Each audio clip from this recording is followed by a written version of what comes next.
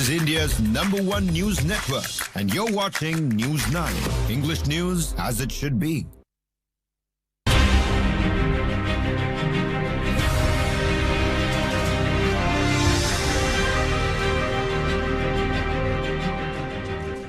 Hello and welcome on Point. I'm Kartikeya Sharma. Today we have two On Points lined up for you.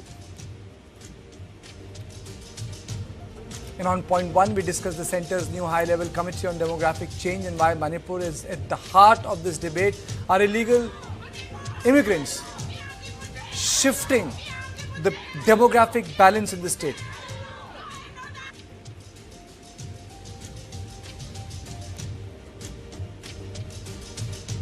In On Point 2, we discuss India's intensifying heat wave as Prime Minister Modi urges citizens to take all possible precautions.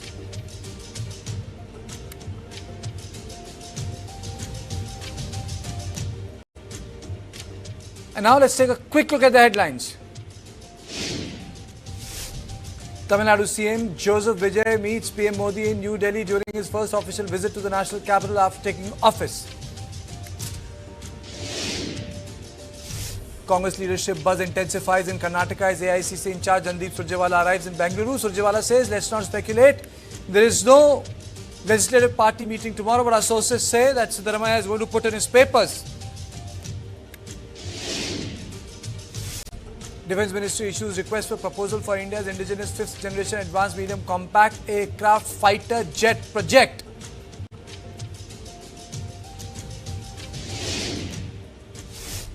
Air India slashes number of flights scheduled for June and August. Airline company to cut 22% domestic flight sites, rising fuel prices as reason.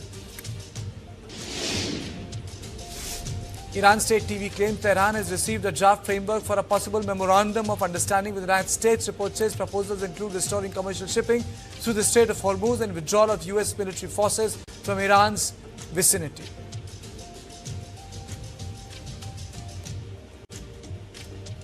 Manipur's ethnic violence may have begun with clashes on the streets, but today the focus is shifting to a much deeper issue: demographic change.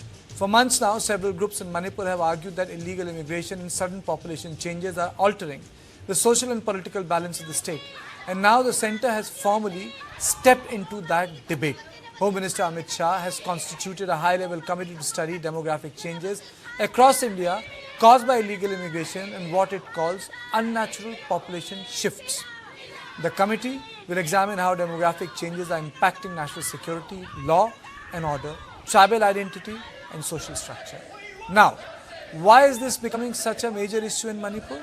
Because many groups in the state believe that ethnic conflict between Meitei and Kuki communities is linked not just to politics but also migration, land ownership, changing population pattern in the hill district. As per 2011 census, Manipur's religious composition has changed significantly over the decades. In 1951, Hindus formed over 60% of the Manipur's population, while Christians accounted for 12%. By 2011, the Hindu population share had fallen to 41%, while the Christian population had risen to 41%. The Demographic Committee has been asked to conduct a nationwide assessment and recommend long-term solutions. The centre says the committee will specifically study illegal immigration, abnormal settlement patterns and changes in religious social population trends. Manipur Chief Minister Yumnam Khemchand has welcomed the move, calling it a historic step for border states and indigenous communities. Meanwhile, the Supreme Court has also expressed concern over the continuing Manipur violence cases. The Apex Court has now said that the trials linked to the ethnic violence must be expedited. The court noted that charge sheets have already been filed in over 200 cases involving more than 400 accused. The Supreme Court also observed that the law and order situation in Manipur remains precarious and stressed the need to rebuild confidence of victims affected by the violence. The Manipur debate today is no longer about restoring peace. It is also about identity, migration, border security, whether demographic change is becoming one of the most sensitive political issues or a security problem in Northeast. Let me just take you through one reaction and then we start our conversation. We filed a complaint to the National Human Rights Commission on the present Manipur issues. So all the civilians are suffering, and particularly gross human rights violations in the state of Manipur is happening now. Now, let me introduce my panelists. P.K. Mishra, former ADG BSF, Group Captain retired B. Nandkumar Sharma, social activist Manipur, Professor Prasanajit Biswas, Professor of Philosophy, Northeastern Hill University, and Dr. Thanzum Tombing, Assistant Professor, National Law University and Judicial Academy, Guwahati. Thank you all of you for joining me. Let me start with Group Captain Nandkumar Sharma. Sir, is it relevant for Manipur? Yes, Kartika, it is very much relevant. In fact, it is very late. Though it is late, it's a very good step. After the election in West Bengal, the government, I think, has shifted focus towards Manipur a little bit, though they have not accepted in principle that they are still saying that it is ethnic violence between two communities, whereas we have been saying that it is not ethnic violence. It is larger than the two communities fighting each other. It has an element of cross-border elements, as well as the demographic changes, as we have been saying right from the beginning of the crisis. And you have mentioned very well that the population of the different demographic in Manipur since 1951, after the annexation of Manipur in India, has been well explained by you. That itself shows that how demographic changes are affecting the security problem as well as other problems in the Manipur. And in fact, this is a national security and a threat to the security of the nation, as we have been saying again and again. So this is going to be a good step. And the SIR, which had happened in 9 states and the 3 union territories of India, and though Manipur was not included earlier, the basic groundworks have been started, I believe, for the Manipur also, seeing the upcoming elections perhaps in 2027. So this will definitely give help in solving the resolution, though it is not the say right step right now, but it will give some help towards solving the problem existing currently, though it is not of imminent effect. Kartika. Okay. Let me take opening comments from everyone. Professor Prasanajit Biswas, sir, your opening comments. Is it important for Manipur? Demographic change, sir? Demographic change has a very contestable connotation, We have to not only look at the percentages, because percentages hide the actual numbers.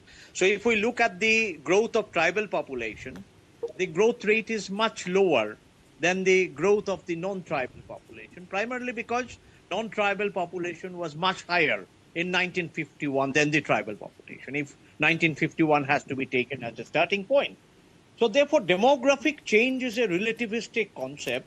And in terms of demographic change, we cannot understand the dynamics of ethnic groups and ethnic settlement in Manipur. I think this pan-Indian understanding of demographic change in terms of religious changes may not apply in the context of Northeast at all. I sound a strong caution about it. If it is applied and extracted from the mainstream to the Northeast in a state like Manipur, it may create psychological division and psychological distance between tribes and other ethnic groups as well. So therefore, one has to be cautious, because it will lead to a sense of suspicion. It will lead to a process of identification, deportation, etc., which are all attached to it, as we have seen in the case of Assam, or in the case of Sir, in West Bengal, arbitrary deletion of so many names have happened. So therefore, these processes have to be conducted in a Supreme democratic Court, manner. like a point of order, Supreme Court has upheld the SIR exercise, sir. Yes. I mean, it's not a blanket upholding. It's a conditional, nuanced comment on many things. For example, in Bihar, they have made a comment. In West Bengal, they have made another comment, and then overall, they have disjointed the citizenship and the process of, counting demography. So therefore, there are many lines here, and they are not to be blurred. In coming back to Manipur, when the state is badly divided in terms of a conflict, whatever be the nature of the conflict, we have to handle it keeping in mind the humanitarian concerns. Okay. That's what, Karthik, I would like to say. Okay. Yeah. Dr. Tombing, your opening comments, sir?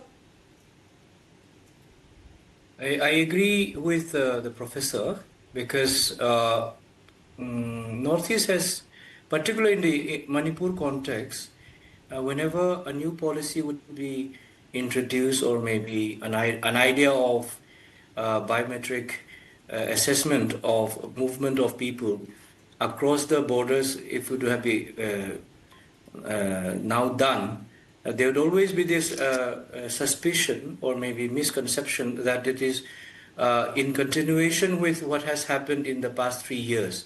So therefore, there's always a possibility of suspect that may be there, and an idea of maybe unnecessarily being targeted might also be there.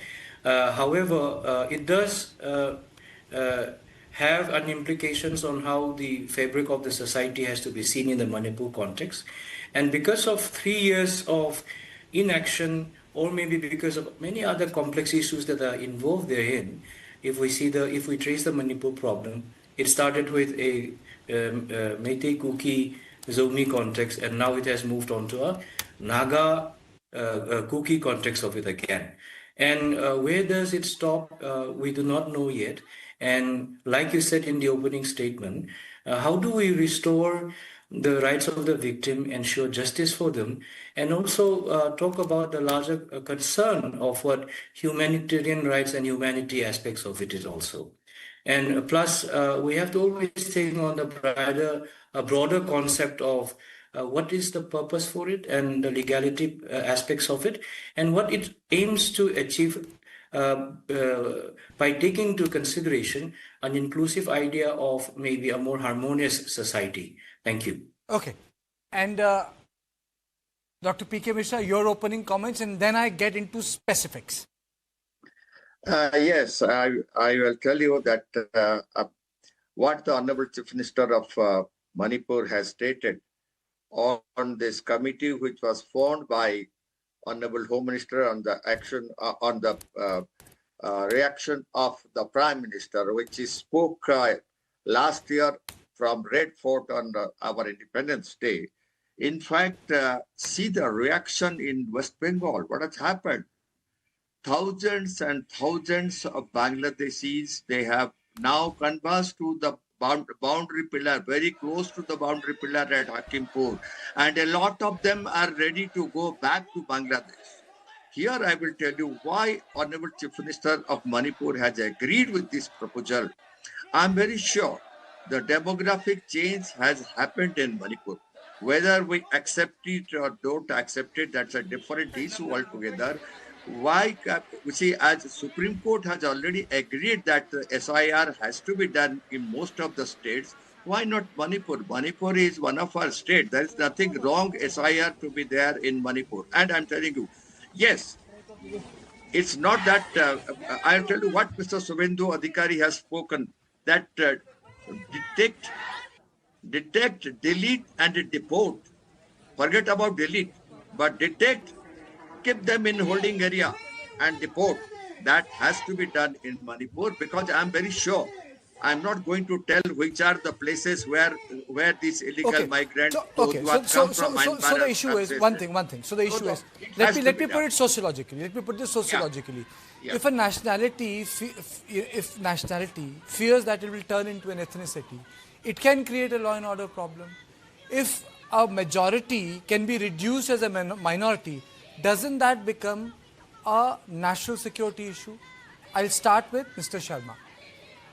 Yes, Kartikeya, that is exactly happening in Manipur, and the position of the so-called majority community that people call is in threat and in danger.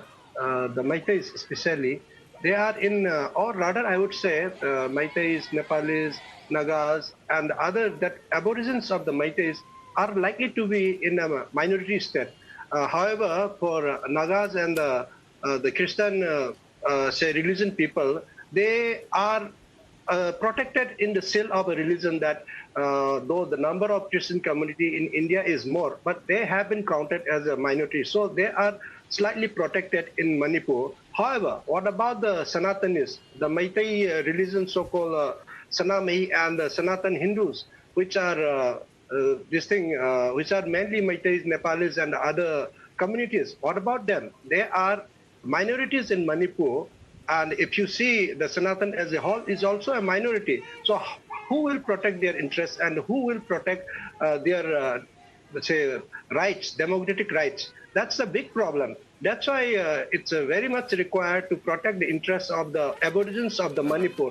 The Naga, in fact, they are the aborigine and they have adopted Christianity. However, they have not increased their population in last, say, so many years. In fact, the number of villages by Nagas and the Meiteis and the other communities, they have been reduced. However, on the other side, the villages of the Kuki communities haven't increased, then not proportional to the natural see, there are two things. process. One is illegal immigration, and second is spontaneous rise of population of the community which is living. They're two different things. Rise of population because of illegal immigration is one thing. Population rise of multiple faiths in this country, I don't think that's an issue. Yeah, exactly, Kartikeya. So the population growth in Manipur of a particular community is not natural. It is beyond the natural way of reproduction. That is the biggest problem, and we need to identify that through the process which government is taking. And I am sure if they take with a right decision and the right intent, nobody will be harmed. Those aborigines and the original Indians, the Manipuris, they will be protected irrespective of the communities or ethnicities. But we need to check those illegal immigrants, irrespective of caste, community, and race. We need to check and check them out the way the West Bengal is doing, and it is for the national security of India, as we all know. Kartikeya. Okay, so Prasanjit, why are you saying that? There has been immigration from Bangladesh, there has been immigration from Myanmar, the Blues and the Chakmas. Let's not. No, West Bengal references come. I'm just particularly referring to West Bengal. Assam is different. West Bengal didn't experience any large-scale Bangladeshi migration. That is available in the data. So wherever there is an infiltration, that has to be, borders protection has to be enhanced there. As far as Assam is concerned, we have seen NRC exercise in Assam, you see. So that gives you an idea of whatever is the illegal immigration in Assam. It's only 18 lakhs people who are left out from the NRC, and most of them are Hindus in Assam. Hogwash? I'm not talking of the committee right now. Committee has to take into account many things. It should be a representative community. There is nobody from Northeast in the community, no aborigines, if I use my fellow panelist's word, in that committee. So how will that committee understand what is happening in the Northeast? Don't you think that there is an illegal infiltration in Northeast? I'm just trying to locate my discussion in this context. Is there no illegal infiltration in... No, I'm not saying that. I'm simply not saying that. I'm saying that it's a nuanced idea, illegal immigration, where it happens. Why do you say it's a nuanced idea? As if it's... Sorry, it's not a plain and black and as if it is an esoteric thing I'm talking about. Why are you saying that? It's not an esoteric thing. You have Rohingya camps in Kashmir. Rohingya camps in Kashmir is not a representation of Assam or Bengal or Northeast. Rohingya camps were settled to give them some humanitarian shelter there. They are not permanent citizens of the country. Okay. So let's not mix up things. Okay. Isn't demographic change a problem? I mean, problem has many-sided, as you know. You say, you can be honest about it. Isn't demographic change an issue? I don't want to make a blatant statement. It's an issue. The issue has to be understood in the light of political agenda. How? Political agenda of removing certain kinds of people from the voters list. That has happened in West Bengal. So you have all kinds of things. A party decides who will vote and who will not vote now.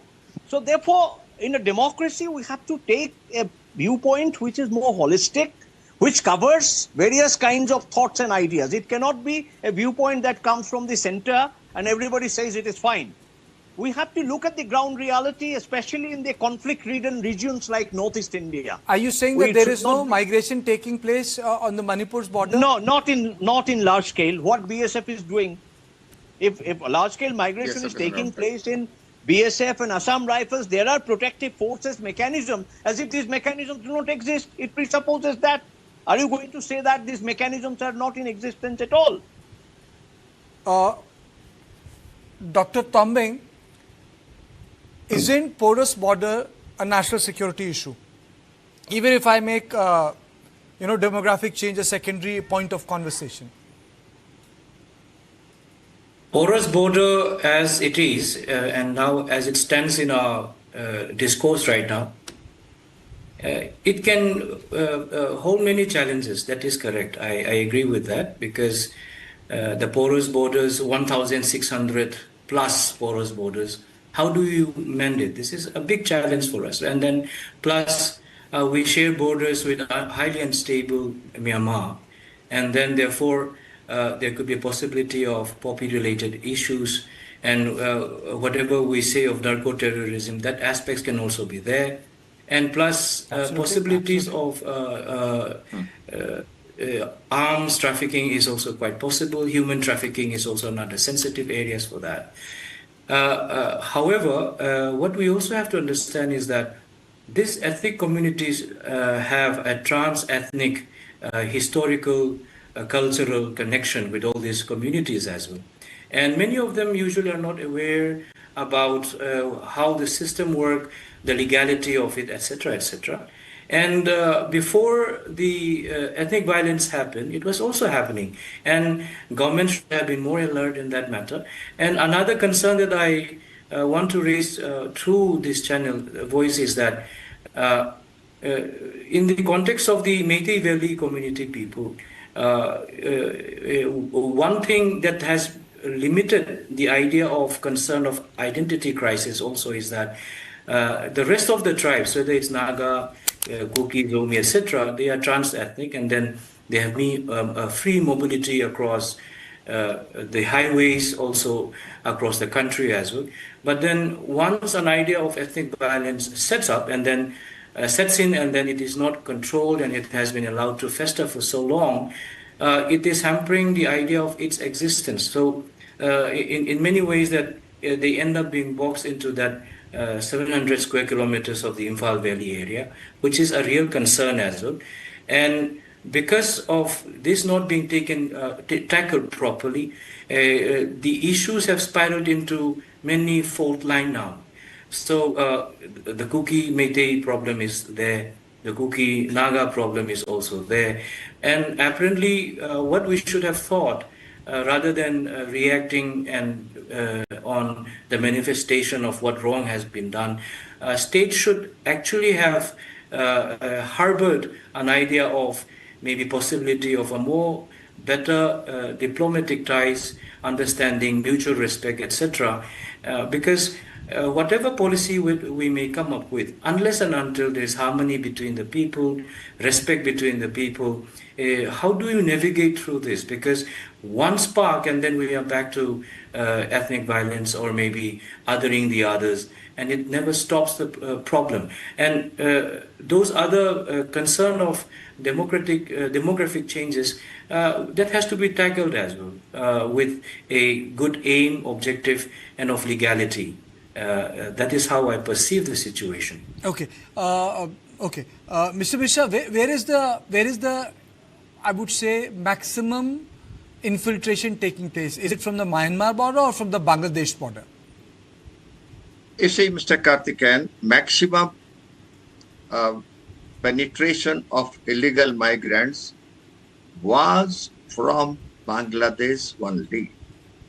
But as far as I will tell you, for the last about 2 years concerned, Manipur has crossed it from Bangladesh. Myanmar has crossed it from Bangladesh, then because the illegal migrants from Myanmar, they are more to Manipur than Bangladeshis from Bangladesh to West Bengal in last 1 or 2 years. Earlier, they were more. From 71, they came in lakhs and crores, then they came in 75. And they were coming because the border is porous. And I was listening to the last speaker. He spoke very nicely. I agree with him. We have the porous border, completely porous border. I will also tell one of the speaker here that the border security force, repeat, the border security force is not deployed in Myanmar border, Manipur-Myanmar border. The border is completely porous. And what the other speaker was telling, I agree with him, but I will tell you, Mr. Karthikeyan, now the penetration of illegal migrants, I'm not telling they're cookies or pongals or whoever it may be, but the illegal migrants from Myanmar, they are more now than migrants coming from Bangladesh to West Why? Bengal. Why? At present, Why? it is all What is the because, reason? yes, it's all because. Is it because the both war that sides- is taking place in Myanmar? Of course, they are there, and you see, what the rebels, those who are there, they're fighting. Okay, with let the me ask this government. point blank. They are also- Does it have a Yes, bearing yes. on India's national security? 100%, not 99%. What has happened in Manipur, all these rockets and weapons, latest weapons have come to Manipur, where from it came. And see, where from the drugs are coming, how come the weapons are coming, how come the drones are coming, how come the drugs are coming, poppies are coming, money is coming. It is a national security, so it is a must that at present Bendu Sarkar has done for West Bengal. Okay, there's a- Now the Honorable CM of Manipur should also do it for Manipur, and we must accept this. Let us not go to Kukis or Meiteis or Nagas or Pungals. We have to see the illegal migrants who have come from Myanmar. They have to be definitely found out. Slowly and slowly by SIR means, and the holding areas have to be made in border areas of Manipur, and they should be guarded by a border guarding force because it goes against our national security. It is a must in Manipur. Let anything happen. We have to provide the force, and it has But is to be deportation possible, sir? I mean, the security Yes, forces yes. cannot operate in the entire area. Oh, sure, Mr. Kartikan, there is no problem. I'm telling you how the deportation has taken place after of Sindoor from Gujarat and Delhi and Haryana. They were taken in Indian Airlines. Okay. Indian Airlines. Okay. They were dumped in Agartala. They were pushed back to Bangladesh. Mr. Here Sharma, is also deportation that is possible? I mean to say, we are talking Yes, about large yes, swaths of it is land. possible. Mr. Sharma, Why is not, deportation Kartika? Is it Why not? possible? It is. Yeah, it is very much Possible. possible. It can deport through the land, not a problem like the Rohingyas deporting from Gujarat to Agartala. It's just across the border, and it will not be Yes. not more than 50 kilometers at the most. And so it is very much possible. And first, we have to identify. As Mr. Sir has correctly said, we shall forget the ethnicities. We shall not say protect in the cell of Kukis, Meiteis, or Pangals, or Nepalis, or Nagas. Illegal immigrants must be identified irrespective of ethnic, caste, and race, and they must be identified and they must be deported, so that our national security concern is well protected and the interest of India is protected. Otherwise, rather than not only the security concerns, the larger community in Manipur, the aborigines are in a very bad threat. So the government of India must look it very seriously, and I think it is the beginning, though it is late. And the government of Manipur must take seriously and should start taking actions like the way the West Bengal is doing. So I have been blaming the central government, but honest lies with the local government, because most of the actions are required to be taken by the local government, by the local authorities, not by the central government, though it is we require support.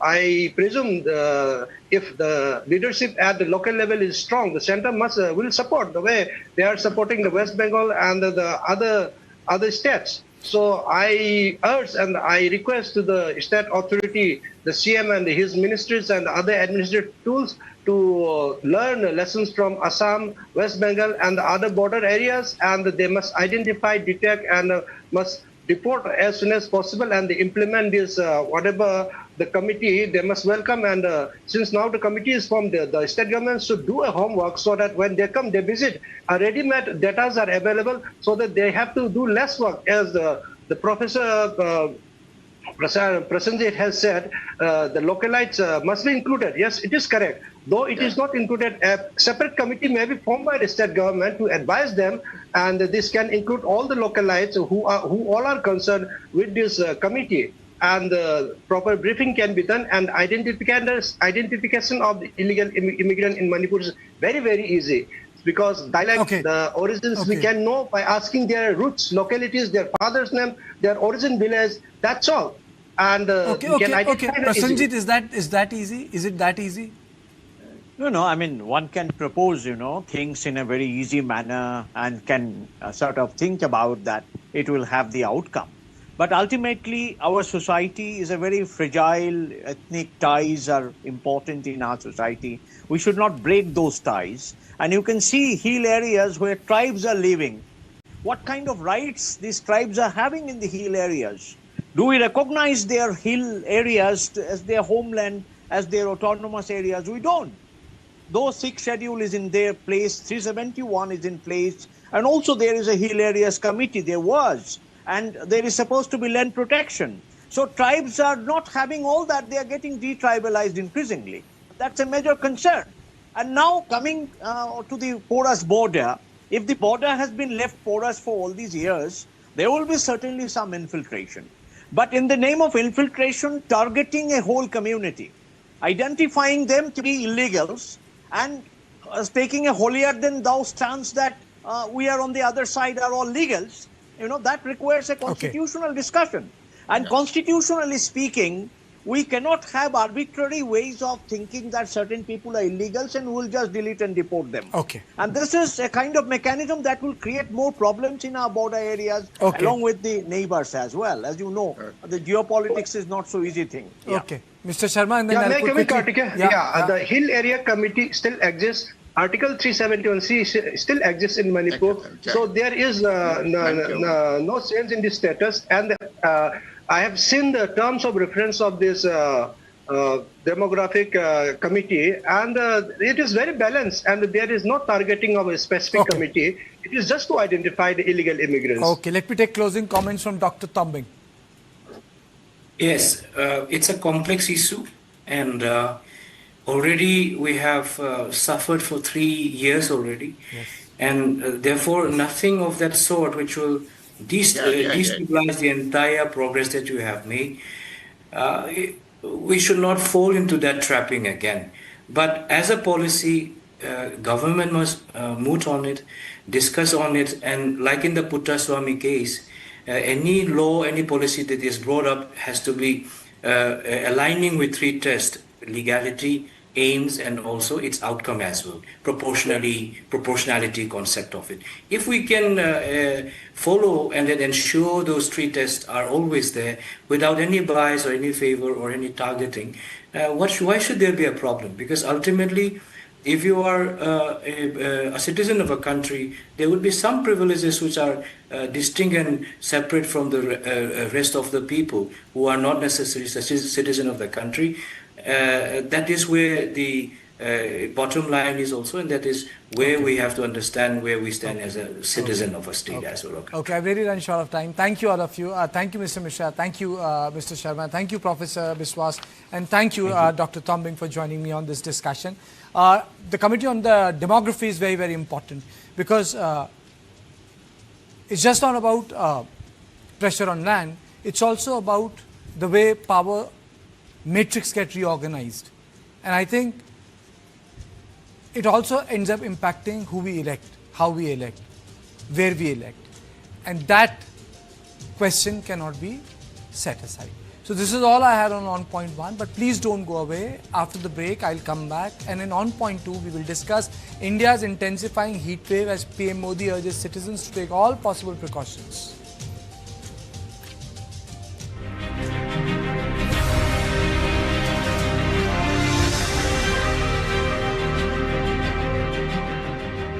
Lion O's family, super action family, Lion. इसमें है fibre, beta glucan, protein, magnesium तत्व, इसलिए ये शारीरिक संतुलन के साथ साथ शरीर को स्वस्थ रखता है। Lion oats family, super action family.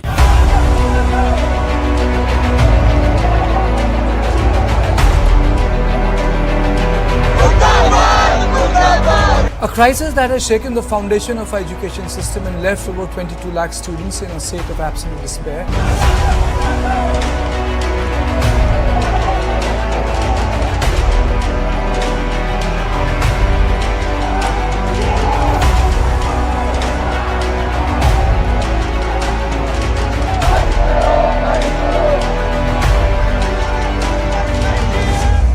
कटोरा लेके नौजवान भीख मांगता रहे, यही चाहते हैं Modi ji. Mental agony, the mental stress that they will have to go through.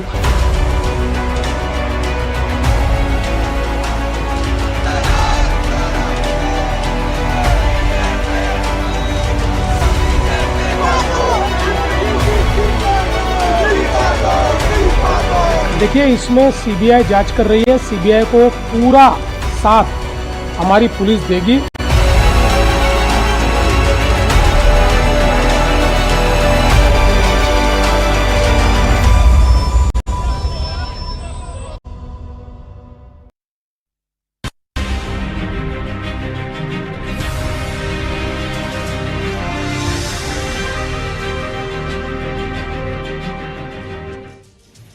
India is battling a relentless heat wave, and today the warning is coming directly from Prime Minister Narendra Modi. As temperature continues to soar across several states, the Prime Minister has urged citizens to stay alert, stay hydrated, and take heat-related illness seriously. In a series of tweets, Prime Minister Modi advised people to carry water while stepping out to avoid direct exposure during peak afternoon hours and immediately respond to the signs of heat exhaustion like dizziness, nausea, weakness, and headaches. He also appealed to people to regularly check on elderly family members and vulnerable neighbors during the extreme weather conditions. And in a compassionate message, the Prime Minister also urged citizens to keep bowls of water outside homes and shops for birds and animals struggling in scorching heat.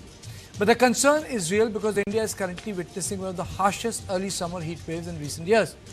Temperatures across parts of Rajasthan, Punjab, Haryana and Uttar Pradesh are ranging from 40 to 46 degrees Celsius, with some regions likely to approach 48 degrees. Delhi has already recorded its warmest night in 14 years. And experts say this is not just a normal summer anymore. Meteorologists say a powerful atmospheric heat dome is trapping hot air over large parts of India, preventing it from escaping. The lingering effects of El Nino have weakened seasonal rainfall, while the absence of western disturbances has left northern India unusually dry. And now the heat wave is triggering another major environmental crisis: forest fire. From Himachal Pradesh to Uttarakhand and Jammu and Kashmir, forest fires are spreading rapidly due to extreme heat, dry weather and highly inflammable vegetation. In Himachal's Solan district, flames engulfed forest stretches and damaged wooden structures as thick smoke spread across hilly region. Experts say dry, cheer pine needles covering forest floors are acting like fuel. Even a small spark can now trigger massive fire, and climate change is making these fires more intense, more widespread, and far more difficult to control. On this serious issue, I am joined by Abhinash Mohanty, Global Sector Head, CCS IPE Global. I am also joined by Dr. Sanjeev Bagai, Padma Shri Chairman, Nephron Clinic. Dr. Sudhir Krishna, former Secretary, Urban Development, Government of India. Thank you so much, Dr. Sudhir, for again, coming to my show. Let me straight away go to Dr. Sudhir Krishna first, the larger picture. So what is happening? Did we get our urban planning wrong? Are we getting our larger war against climate change wrong?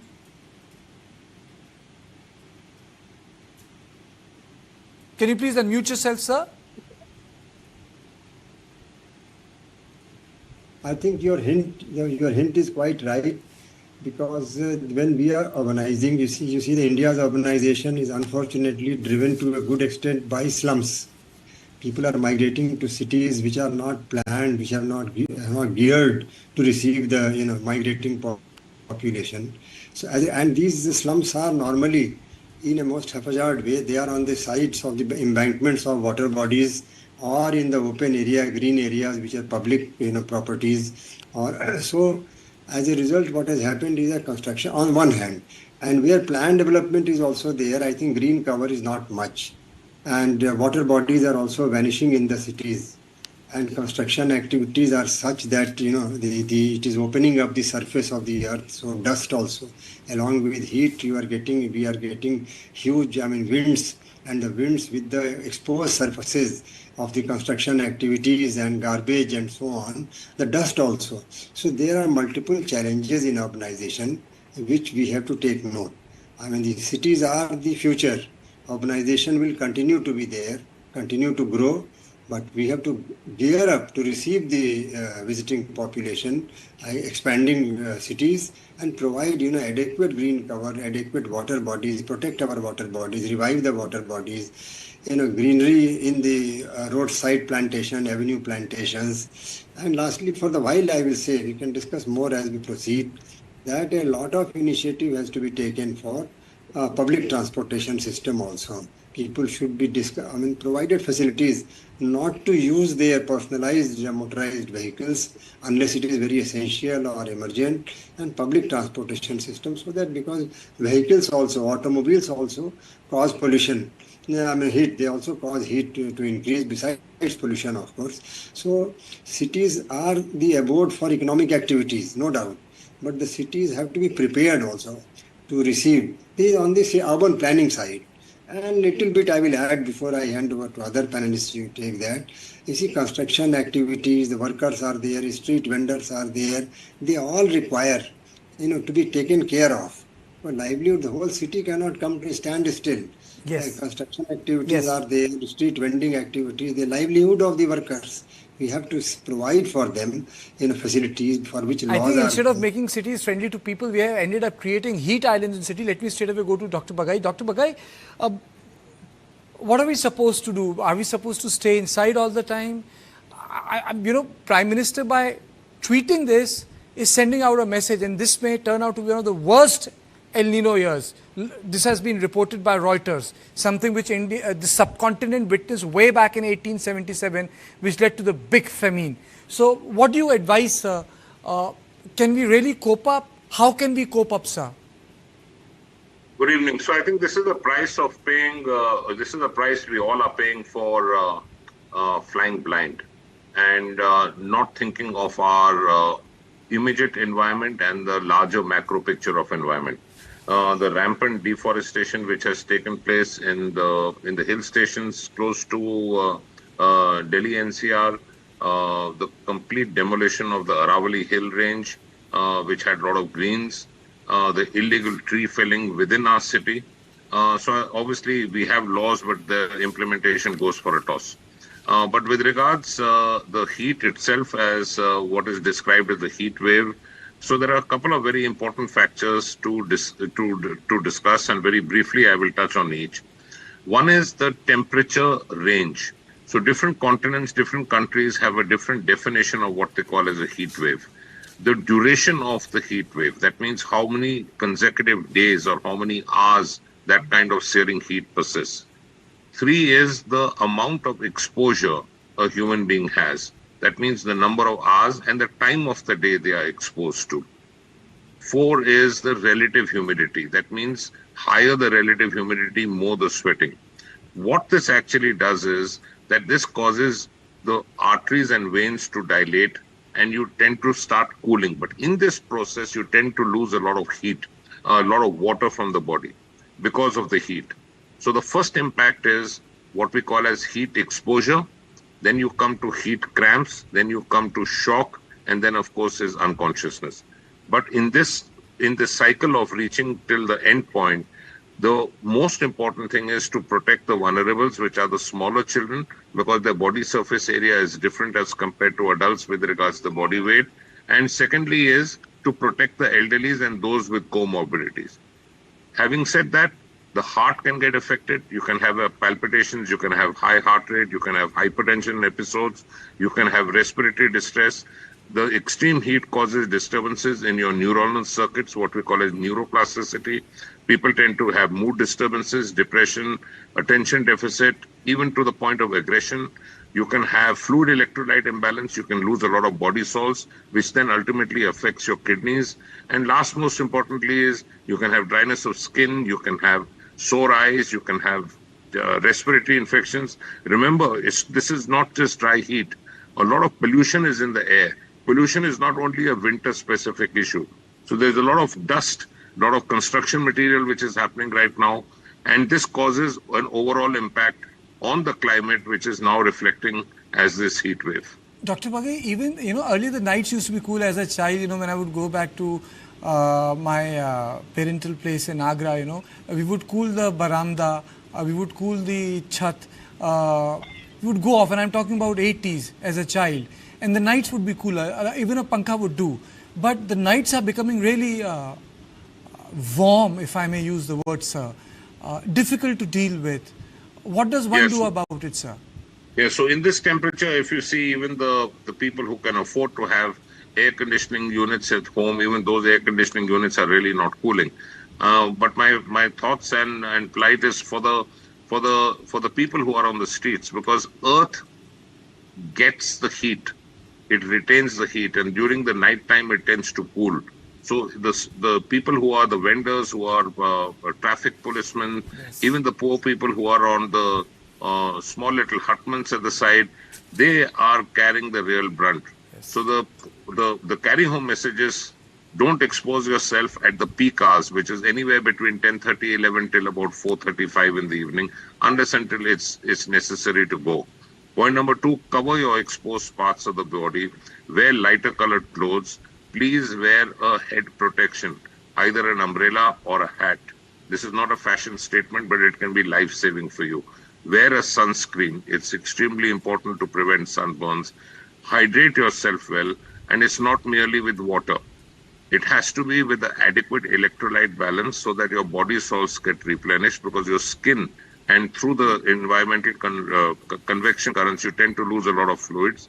Last, most importantly, is don't eat very heavy food, deep fried food, because your digestion can get impacted in this heat wave. And last, most importantly, is please do not have aerated drinks. These aerated drinks tend to internally dehydrate you, not hydrate you. Over to you. Thank you. Thank you. Stay with me. Let me go across to Abhinash. Abhinash, I was playing out those visuals of Himalayas. Are Himalayas heating faster than the plains? It's like, it's like Arctic heating faster than the other ice packs. Are we witnessing an accelerated climate change in Himalayas? Good evening, Karthikeya, and to fellow panelists. We are discussing about heat waves. In Himalayas, the heat waves are rampantly been observed. The impact of climate change is way faster observed across Himalayas because they are fragile ecosystems, right? If there is an external pressure or stress, the person who is more fragile is going to be impacted the most. Similarly, in terms of landscapes, the fragile ecosystems than that of Himalayas are getting impacted more and more. I'll start with numbers and some numbers from some of the studies that we have been doing. 79% of Indian districts are now extreme heat wave hotspots. And this is from one of our studies. But what has led to heat wave is a microclimatic heat wave. And microclimatic heat wave, and a couple of days before, we just had an pilot study that came out within the Delhi NCR region between Basant Kunj and Mahipalpur.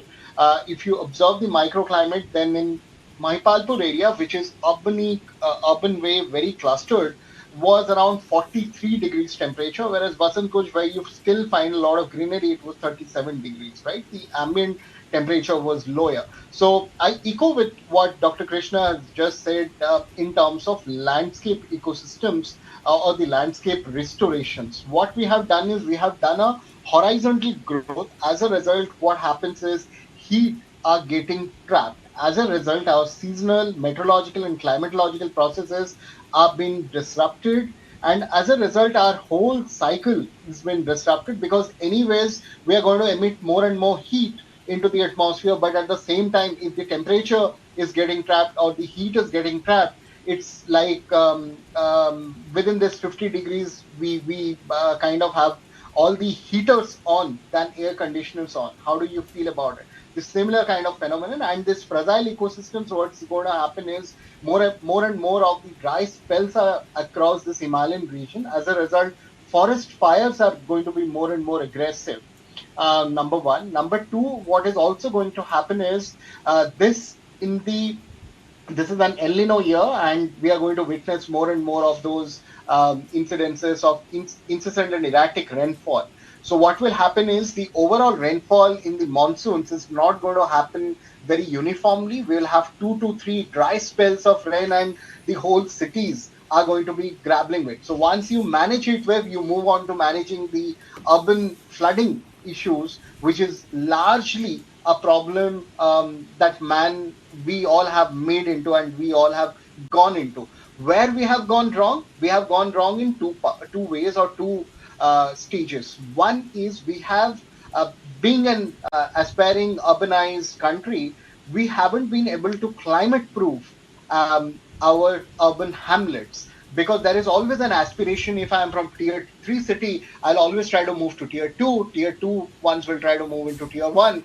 And that's where the population density, the carrying capacity of our ecosystems have been punctured time and again. As a result, what has happened is our ecosystems have become more and more fissured and fractured, and hence all of these heat phenomena are just going to aggravate, make more health issues. We are going to lose more and more jobs, largely 35 million jobs by 2030 is some of the estimates from the studies that have come down. India is going to lose. Now, with all of these advisories, this is very good. But with Dr. Bagai, I completely echo. We are not going to only sit. We also need our economic activities to be moving on and running on. How do we get our bread and butter? There's one more aspect to it. If you look at the heat map, out of 50 hottest cities, more than I think 40 or 44 were in the subcontinent. Dr. Sudhir Krishna, because of geographical positioning in the Himalayas, the entire subcontinent is also heating faster. So I don't think long-term planning is required. I think real short-term work needs to be done for ensuring that the heat islands that have sprouted in the last 10 years, something needs to be done about them, because in next 10 years these cities will become unbearable, unlivable. I think the solution, you rightly said that the long-term solutions are to be pursued, but we should not lose sight of the immediate solutions also. We should pursue both. Now, among the immediate solutions, I would say people have also to cooperate. I mean, to begin with, I put the rider. For example, when the buildings are designed, there's a kind of veranda is there, balconies are there, which serve multiple purposes, including circulation of air. But you notice that people close the balconies unauthorizedly. As a result, there are multiple challenges. Recently, we saw so many cases where the fire accident happened and the fire system, the fire personnel could not enter the apartments because the balconies were closed with grills and so on.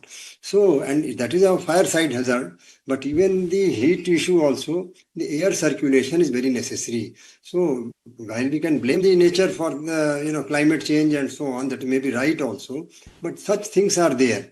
And the second thing is when the cities require at least 10% of the city should be green. At least, actually, the URDPFI guidelines of the Ministry of Housing and Urban Affairs recommend. So you would be knowing, does any city qualify that? Bombay, Mumbai, Bangalore? Yeah, 2 cities straight away, 2, 3 I can name which qualify. One is Delhi. Okay. And Delhi is among in the larger cities, Delhi is number 1. But if you go to smaller cities, even Chandigarh has got more than 25% of area green, yes. And even Gandhinagar has got, but these are smaller cities. But even in Delhi, though more than 25% area is green, but it is not spread uniformly, because there are areas where in slums, good part of East Delhi and so on, good part of Delhi has got slums, where this ratio is just like maybe much lower in single digit also, 3%, 2%, if at all it is there. So, therefore, I think maintaining green, it doesn't cost much. We can plant trees here and there where public spaces are available on both sides of the streets and roads. We can plant trees, and it doesn't cost much. And whatever cost is there, good part of it is for labor employment also. It gives employment to people. Afforestation gives employment to people. It improves quality of life, improves environment. I mean, you name the benefits. Okay, I'm running short of time, but there's one question which I really want to ask Dr. Bagai, because we journalists also have an erratic schedule. Sir, do warm nights, do they have the capacity to impact your organs, sir? Like kidney or the heart? Absolutely. I think it definitely impacts short-term, mid-term and long-term. People with this kind of extreme heat also have neurological and adaptive behavior changes, mood changes, concentration and attention deficit. But a very quick point, if I may, with your permission, add is, I think the way we need to adapt in winter because of the cold and fog, and I think we also need summer adaptations. So we need to learn from the Gulf countries. When the construction activities occur there, it begins at 5:30 in the morning in summer months, and it takes a pause at 1 p.m. And then it begins again at 6 in the evening, and it continues till 10. the entire city shuts down for 2 to 3 hours during the afternoon time. This is to protect the exposure to the heat. We can't have business as usual with these extreme, non-compatible with life conditions, with this kind of sustained heat. You can have a couple of hours of extreme heat and then recover. But if you have 48 to 72 hours of temperatures beyond 45, this is non-compatible with life. It does affect every body organ for sure. Thank you. And a closing statement from Avinash. Do you think that do we need so many highways in the Himalayas, making every part accessible? Do we need them? We need a more environmentally sustainable highway. If you are putting down one tree, we should have mediums of bringing up 5 more trees, and that to those species which can grow faster and bolder and provide more and more of the canopy heights. Okay. And that's where we are going wrong in terms of, yes, the development is required, but it has to be climate proof and environmentally sustainable. Okay. And more importantly, it has to be locally led. That's where we are missing the buzz cut. Okay. I really run short of time. Thank you all of you. Thank you, Dr. Bagai. Thank you, Dr. Sudhir Krishna. Thank you, Avinash, for joining me. This is all I had on Point. Tonight, I'll see you tomorrow at the same time. Thank you and good night.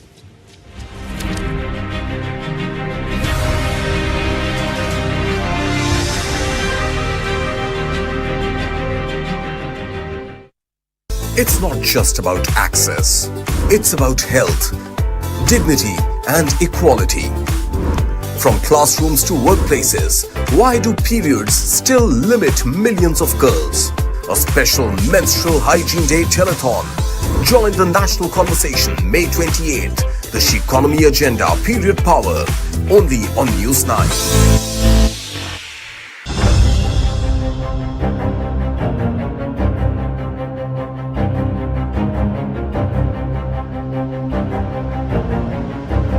The fallout from the deadly ambush on the church leaders in Manipur is now rapidly escalating across the hill districts.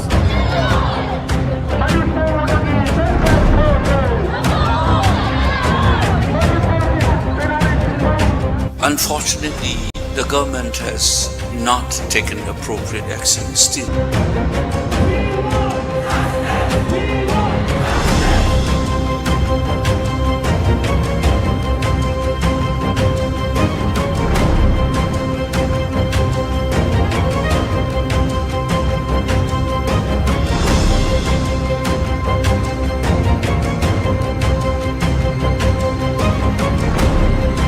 Commitment to the stories that come out from Northeast, and we'll continue to cover them in depth and entirety. News 9, in your interest.